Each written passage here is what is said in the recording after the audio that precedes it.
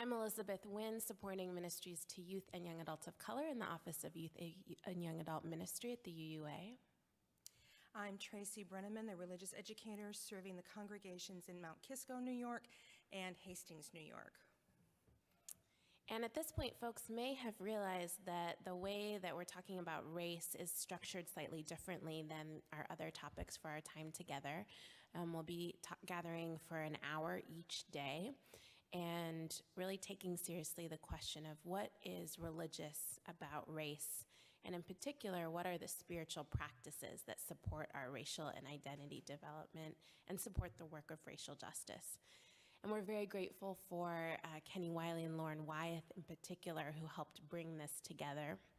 We know that the work that we do will be incomplete and imperfect, but we also feel like, given this political moment, given our own spiritual lives, given the faith formation work that we do, we needed to talk about race.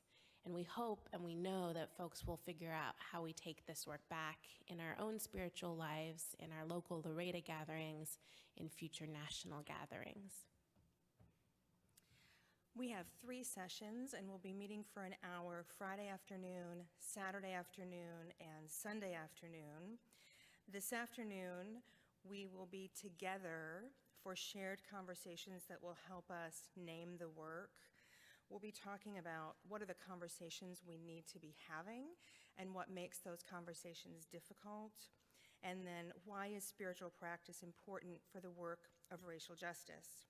Saturday and Sunday, we'll be meeting in cohorts. Religious educators of color and white religious educators will be meeting separately. There'll be a theme each day with storytellers who will share their experiences and spiritual practices related to their experiences around those themes. So on Saturday, Elizabeth Terry will be sharing a story and a practice around connection. She'll be talking about connection to land in particular. And on Sunday, Mark Hicks will be sharing a story and a practice around healing and resistance for the Religious Educators of Color cohort. For the white educators cohort, on Saturday, our theme will be white discomfort. Jude Geiger and Megan Henry are our storytellers. On Sunday, the theme is committing to the work. Jenica Davis-Hockett, Chris Bouja, and Sarah Millspaugh are our storytellers. Why cohorts? White people and people of color have work to do separately and together. Cohorts provide space for us to work in our own racial groups, exploring and understanding the issues that are unique to our experiences. A white cohort also puts the onus on white people to teach each other, rather than constantly relying on people of color to teach us. For people of color, cohort is a place that offers deep connections, experience healing, and ways to explore resistance as it leads to justice. By engaging in collective and cohort work, we promote accountability. You received in your packets a yellow slip that lists the chaplains for the conference. Again, understanding that as white people, we want to do the work that we need to do together. We ask that if there are issues that are percolating with you, things that you want to talk out, that you reach out to a white chaplain to process that.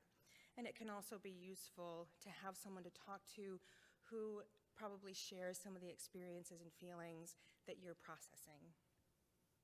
So we look forward to being in conversation with you, and we acknowledge that we are each on our own journey in relation to this work, and it's a gift to be able to do this work together in our faith community.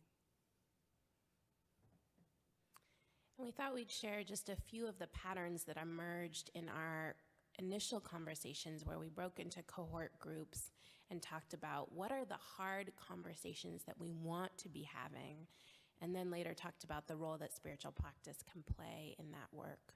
And I think some themes that emerged were around figuring out what is interpersonal and what is ideological and institutional. So folks talked about a strong sense of feeling like, well, I'm not a white supremacist, but then having some insights around understanding a system of white supremacy and how that lives out in us.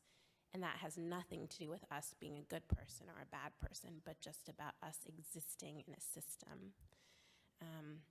We also heard folks talk about the concept of white fragility and how can white folks become resilient so that they can do this work in a way that is coming from a place of strength, that doesn't at some point ask folks of color to take care of white people, to say it's okay as white people are having their own very understandable, real emotional responses to the continuing understanding of what racism looks like.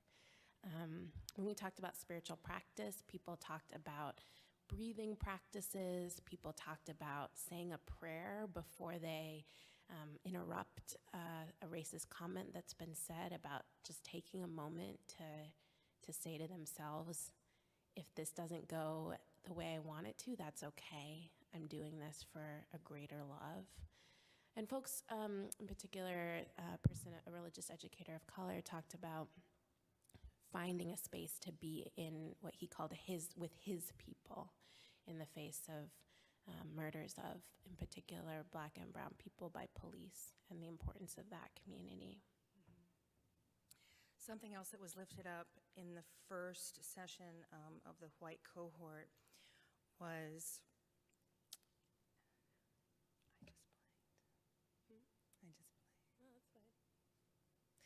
that part of our discomfort in this work is naming mistakes when we see them. It's hard when we're in a conversation with other white people and they say something that is uncomfortable,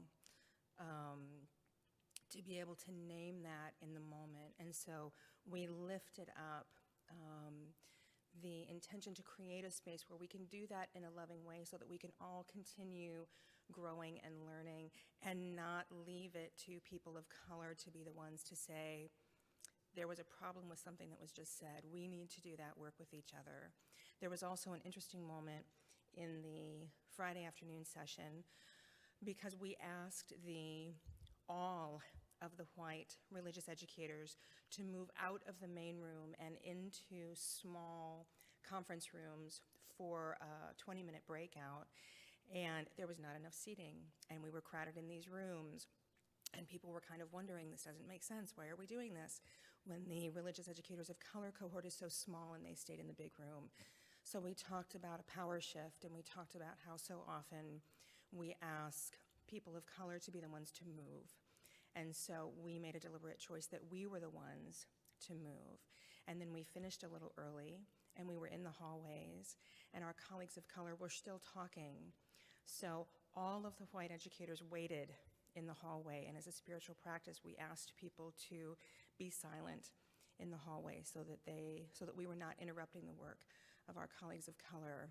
And I will admit that created some discomfort for some of our white educators, and so we're able to process that the next day then when our theme was white discomfort.